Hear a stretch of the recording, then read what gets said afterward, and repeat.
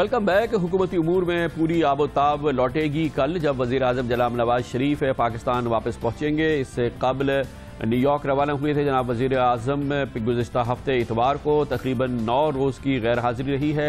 इससे पहले वज़ीर आज़म का दौरा हुआ था तुर्की का 16 से 18 सितंबर तक। इस दौरान उनके साथ वफाकी वज़ीर ख़जाना जनाब इसाक़ डार, वफाकी वज़ीर पानी और बिजली जनाब ख्वाजा आसिफ इन दोनों दौरों पर उनके साथ मौजूद रहे।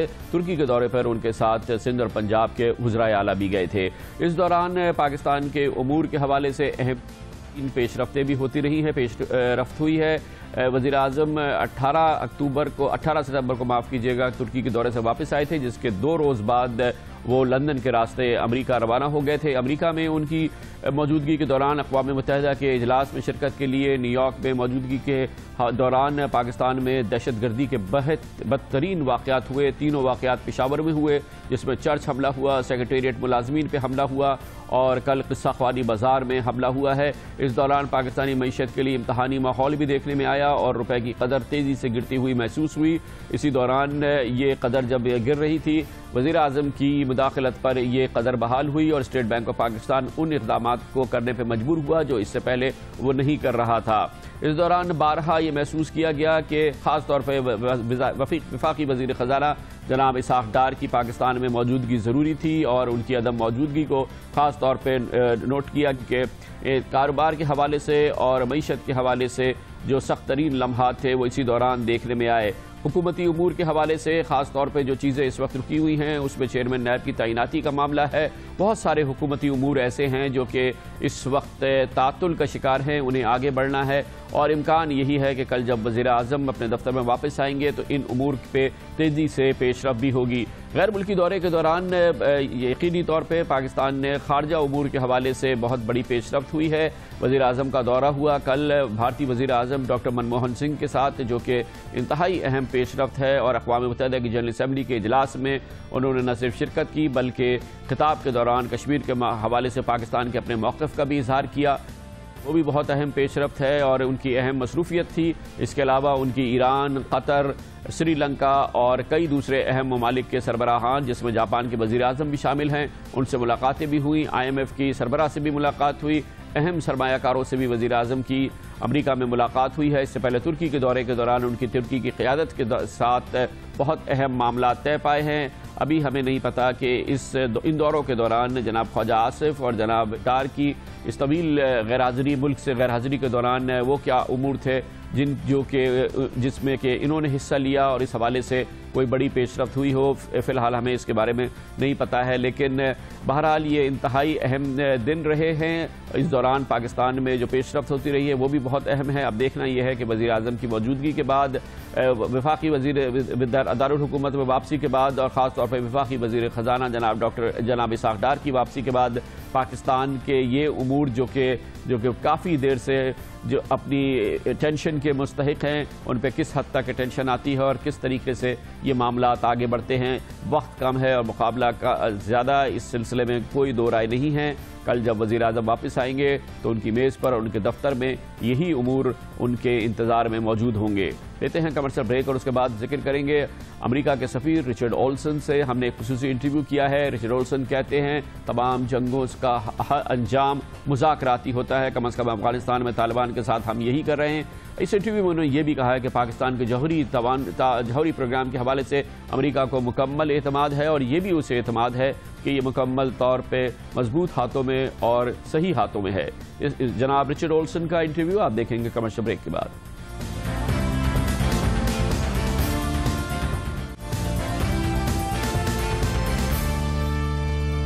Welcome back. अमेरिका के पाकिस्तान में सफ़ीर रिचर्ड ओल्सन से हमने एक ख़ुसूसी इंटरव्यू किया है।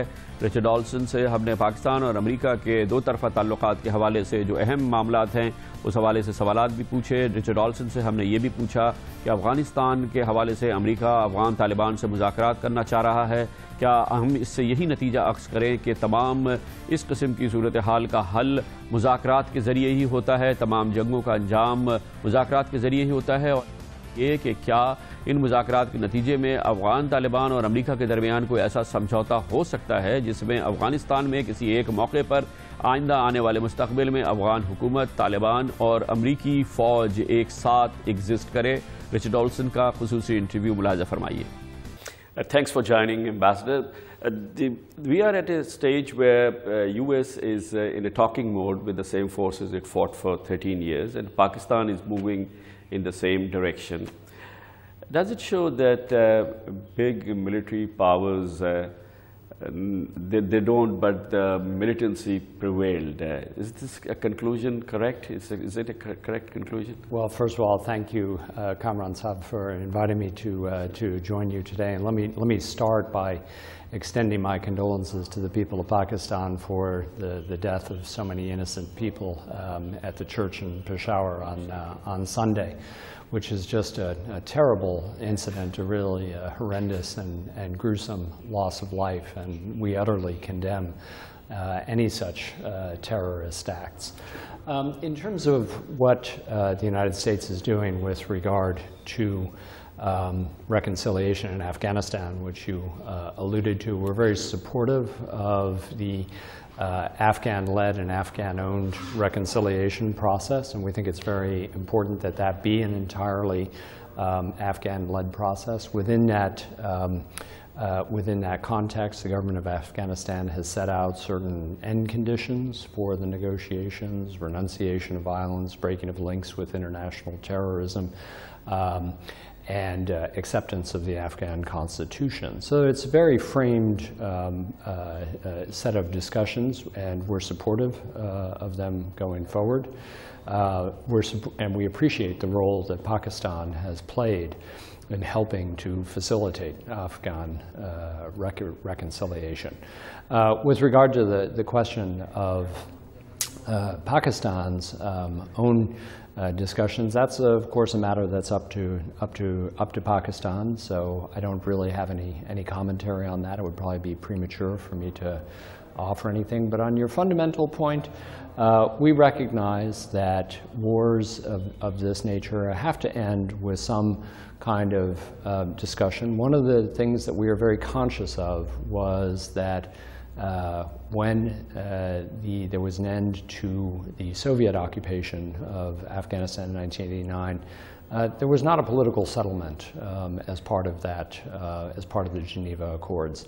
And we think it's important that there be a political process. Of course, there are elections in Afghanistan, but there also needs to be an Afghan-led and Afghan-owned reconciliation process. So this whole atmosphere of negotiation, talking with the people, U.S. generally support that idea? Well, let me just say we support that within a context where for the past 12 years we have been building up the Afghan security forces. So the Afghan security forces are increasingly capable. They are taking the lead in planning and carrying out operations in Afghanistan now. The ISAF forces have returned to more of a support mode, a train and assist mode.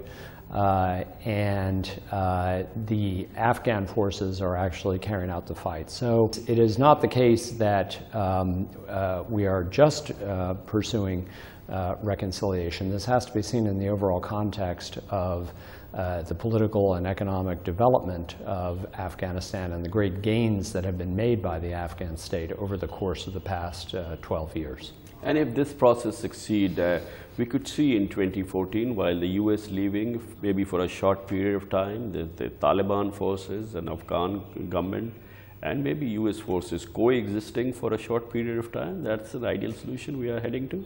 Well, first of all, I would want to say that we're not withdrawing in 2014. The plan for the United States is to, and for ISAF, I should say, is to accomplish a security transition by December 31st, 2014. This was set at the Lisbon Summit in 2010. And at that point, Afghan security forces will completely take over the security of the country. We are prepared, if invited by the Afghans, to maintain a residual force, both US and NATO. It would have to be, as I say, at the invitation of the Afghans, but it would, they would continue to have a role with training and assisting the Afghan forces in some counterterrorism responsibilities.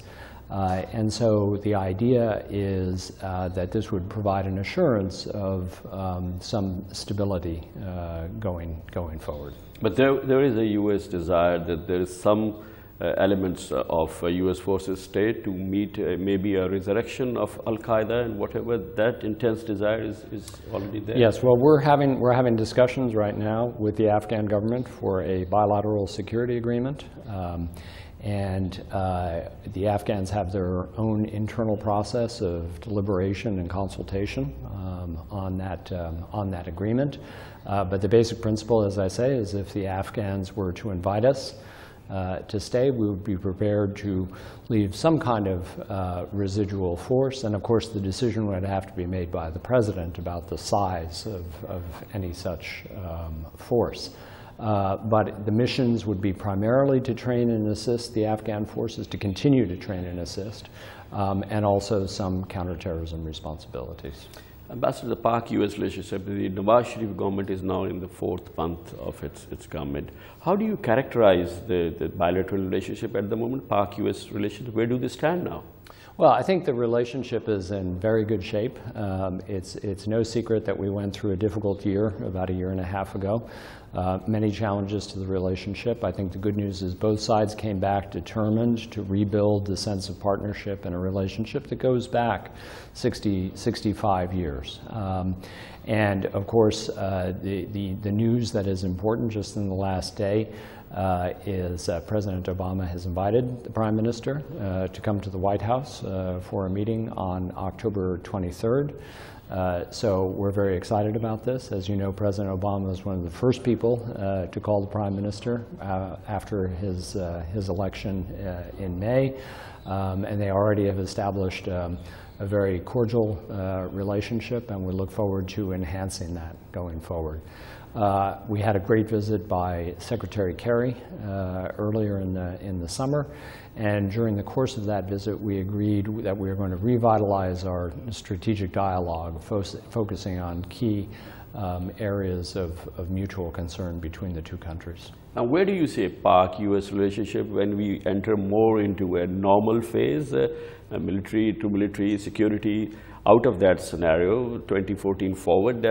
Where do you see moving that in a normal situation?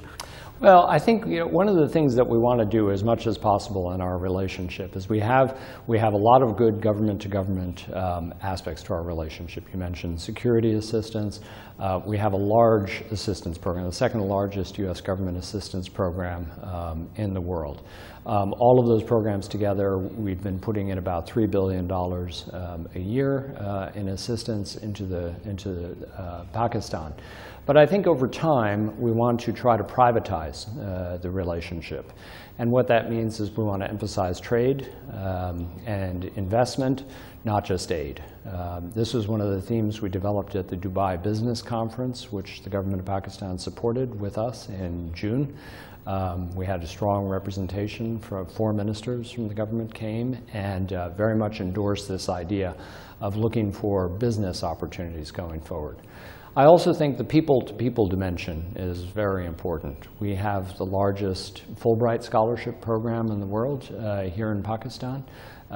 We send many Pakistani students, in addition to the Fulbright, we send undergraduates to the United States, which is not something we do in many countries around the world. And we send them for a semester of study. And in addition, we support Pakistanis studying at Pakistani universities with scholarships. So all of these things, I think, help to foster greater connections between the American people and the Pakistani people, which is a very important way forward.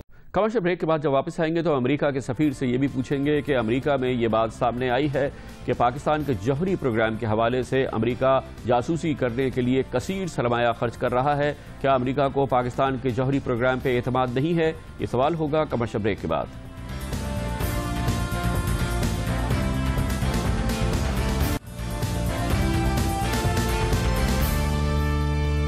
Welcome back. America के पाकिस्तान में सफ़ीर Richard Olsen के साथ अपने इस interview के इस हिस्से में हम उनसे पूछेंगे कि पाकिस्तान के जौहरी प्रोग्राम के हवाले से क्या ज़रूरत है कि अमेरिका जासूसी के लिए कसीर सरमाया खर्च कर रहा है, और क्या इस बात का इम्कान है कि उस किस्म का जौहरी ताउन का माहिदा जो अमेरिका ने भारत के साथ किया, ऐसा ही माहिदा पाकिस्तान के साथ किया जा सकता हो।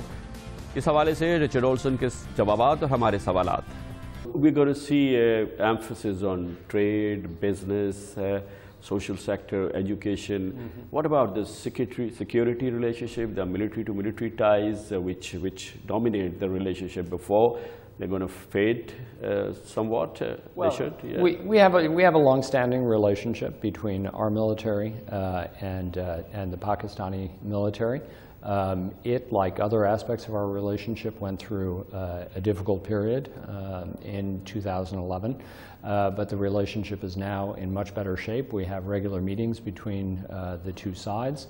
I expect that our security assistance relationship will continue, as indeed we had a security relationship going back really to the 1950s with Pakistan. But should we expect that the level should go down because U.S. troops are not here, and maybe the U.S. interest waning in the region? Well, I think that we have to be thinking about the long term in our relationship with Pakistan. You know, when I think about the U.S.-Pakistan relationship, I think about where do we want to be, not on January 1st, 2015, but where do we want to be in 2030, in 2050? Because Pakistan is a large and important country. It will be, I think, the 5th or 4th largest country in the world demographically by the middle of the century. It's a young population. It's a market that has great potential. There's a demographic dividend potentially available to Pakistan. And so we need to be thinking about ways that we can build that relationship for the future. And that's very much what our assistance programs are focused on addressing Pakistan's energy concerns, the energy crisis, but also addressing issues such as health and education, so that we're supporting the government in making Pakistanis healthy and well-educated so that they can fully take advantage of the opportunities of the 21st century. One of the issues which linger between the U.S. and Pakistan and that causes some discomfort in Pakistan is about Pakistan's nuclear program. We recently saw the official leaks which showed that the U.S. spending huge sums of money in getting access to information about Pakistan's nuclear program, and there is some very active covert actions going on, which causes very acute concern in Pakistan. What do you have to say about why the U.S. has not got that kind of comfort level, maybe with the Indian nuclear program, whatever? Well, you know, first of all, obviously, like all U.S. government officials, I'm constrained. I can't talk about specific intelligence matters, and that would be inappropriate. But let me just say that we have confidence in Pakistan's control of nuclear weapons. That's not my position. That's the position of President Obama. He has made that clear. We have confidence in Pakistan's custodianship of its nuclear arsenal. And any prognosis on maybe because Pakistan is facing terrible energy crisis of some kind of a civil nuclear relationship with the U.S., which Pakistan so intensely desires. Is there a roadmap to that? Well, we have discussions about these and many other issues. I think that it's probably best if we leave this in the discrete diplomatic sphere. But we're well aware of Pakistan's position on this, and it's a topic that does receive high-level consideration by the U.S. government. Again, on energy, the issue is also being discussed between Pakistan and U.S., and because of our energy issues, Pakistan has signed a gas pipeline with Iran, and the Prime Minister has said yesterday that we have to move forward on that issue. Your thoughts on that, and as well as the severe energy problem which Pakistan is facing, and what U.S. is doing about it? Sure. Well, we're well aware of the energy crisis that Pakistan faces, and I think we've been an excellent partner to Pakistan. I'm here in Karachi in part because yesterday I went to Hyderabad and opened did the inauguration of the Jamshoro thermal power plant, which we rehabilitated to the amount of about $19 million, added 270 megawatts to the grid. That's just one project of many. We've also completed the renovation of Tarbela Dam. We're in the process of renovating Mangla Dam. I opened with Minister Khawaja Asif several weeks ago the Gomalzam Dam in South Waziristan, which will add 17.4 megawatts, or is adding 17.4 megawatts to the grid. And we've participated in other thermal plants in Muzaffargarh, Gudu. We've completed the dam in Satpara. And we're interested in the Diamar Basha Dam. In fact, we're more than interested. We're funding the feasibility study for the dam.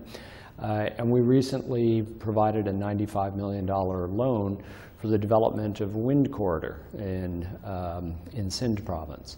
So I think we have, altogether, the results of these projects has been adding 1,000 megawatts to the national grid since 2009. And we're on train to add about 1,200 total as these projects come online. So we're very proud of our record in providing a constructive assistance to Pakistan in the energy field.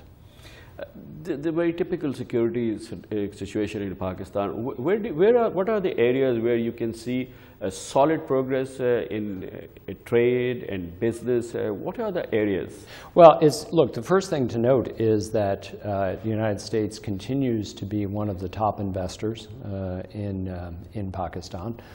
We have a substantial commercial presence here, major companies, particularly in consumer products that have been here for many years and do a very successful business in pharmaceuticals, fast-moving consumer goods, those sectors. And in addition, the United States is Pakistan's largest export market. And that goes both ways. The trade goes both ways, because not only are we importing a lot from Pakistan, but we're also exporting cotton to help fuel the textile business in Pakistan. So it's a very beneficial arrangement, and we want to find ways to expand it. The government has indicated that it has an agenda of privatization of industries, and it also has a very important agenda for reform of the energy sector. And I think in both cases, those will create opportunities for American investment. As privatization goes forward and there are companies that may be available, I think American companies will be interested. I think certainly in the energy sector, we're hoping later in the year to maybe take a road show to the United States focusing on energy matters. And just to the final point, yes, we do have a travel advisory, and it's a requirement.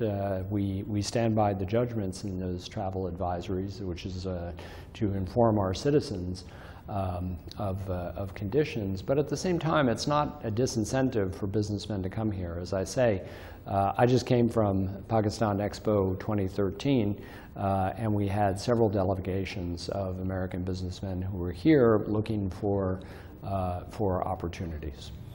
And your prognosis, Pakistan-India ties, years to come, post Nawaz Sharif, Manmohan Singh meeting, despite a major incident in Kashmir. Where do you see these ties are heading? Well, we think the way forward for India and Pakistan is through dialogue, and we're very encouraged. First, that the meeting between the prime ministers is taking place, and we've certainly taken note of the fact that Prime Minister Sharif has made this a central effort of his prime ministership to bring about a reduction in tensions between India and Pakistan. And we think that's the way forward, through dialogue. Thank you so much, Ambassador. Thank you, Kamran Sahab. Thank you. Pleasure. Thank you. और इसके साथ ही हमारे आज के programme का इख्तिताम होता है। कल आपसे फिर मुलाकात होगी। कल तक के लिए कामरान खान को इजाज़त। अल्लाह हाफ़िज़ नासिर।